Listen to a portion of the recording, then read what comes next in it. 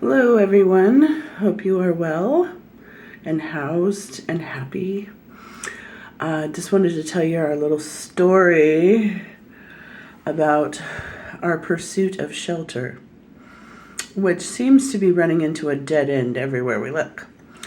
So, yesterday, well, actually, the day before yesterday, we went down to CASS, which is Central Arizona Shelter Services.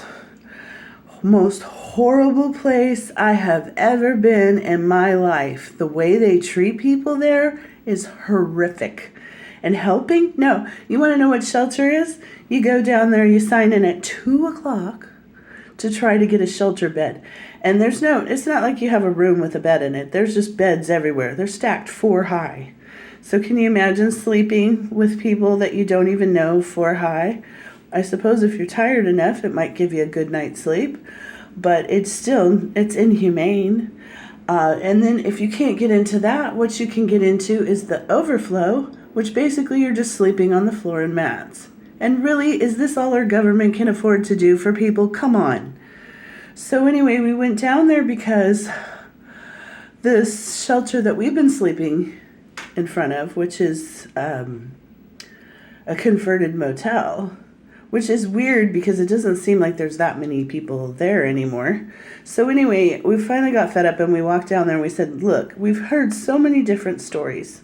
How do you get into this shelter?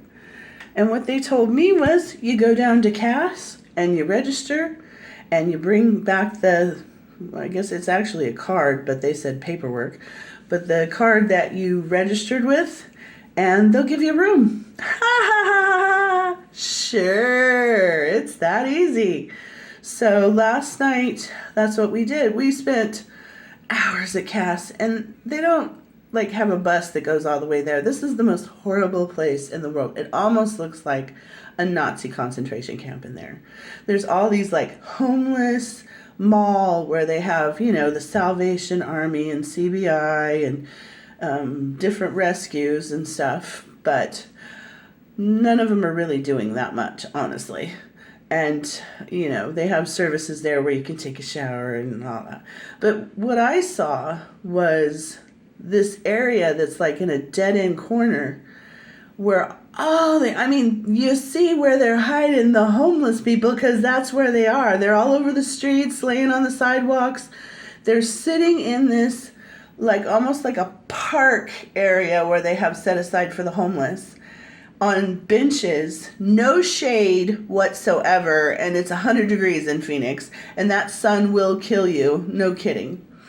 And people just looking just down and out, depressed. It just absolutely broke my heart. I had nightmares of that place. It's horrible. And the people that work there, no empathy. They don't care. They're mean as hell.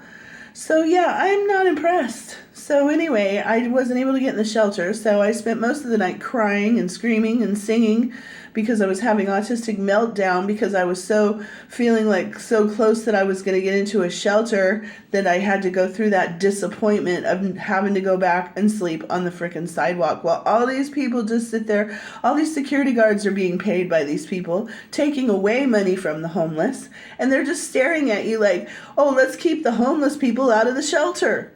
And it's insane. It's ridiculous. And it just absolutely broke my heart. I feel so sad. And some of these people, they didn't speak English. They didn't know what was going on. And they kept just throwing them out of places. And just mean as hell. I didn't even see anyone giving away cold water or anything. It's just...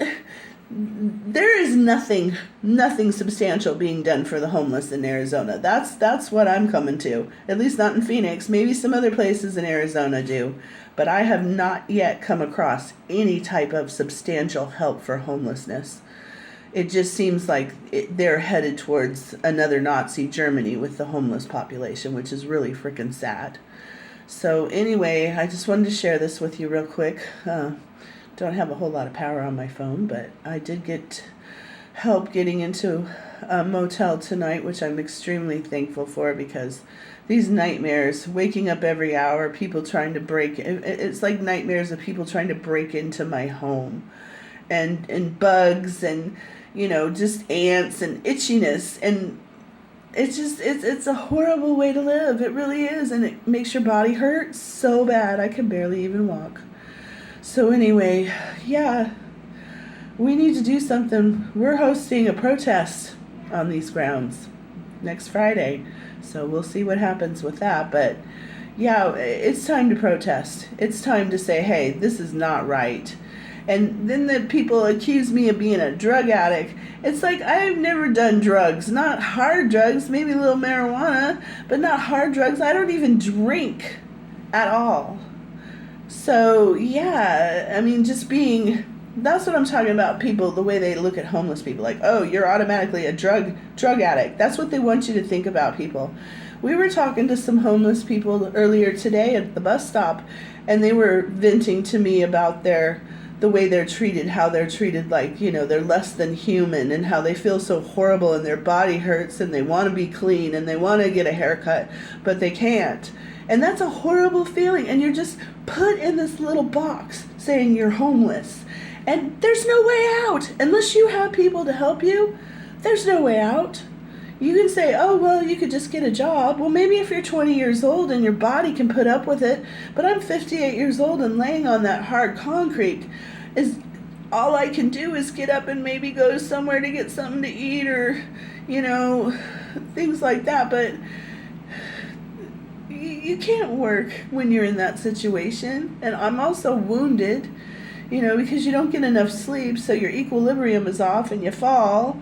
And I've heard this from so many people. My friend Barb has been sleeping with us because she's homeless now too.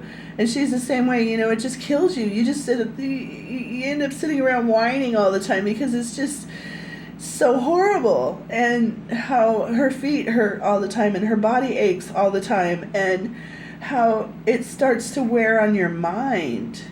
This needs to end. There should be no one that doesn't have a home. There's no reason. There's no good reason that they're not housing homeless people other than the prejudice that goes along with being homeless. And that's why I'm saying that's the first step. You got to stop looking at homeless people like they're bums or they're lazy, because I'll tell you what, surviving on the street is a lot more work than working a 9-to-5 job. I'll tell you that right now. So anyway, have a good night, and I'll talk to you later.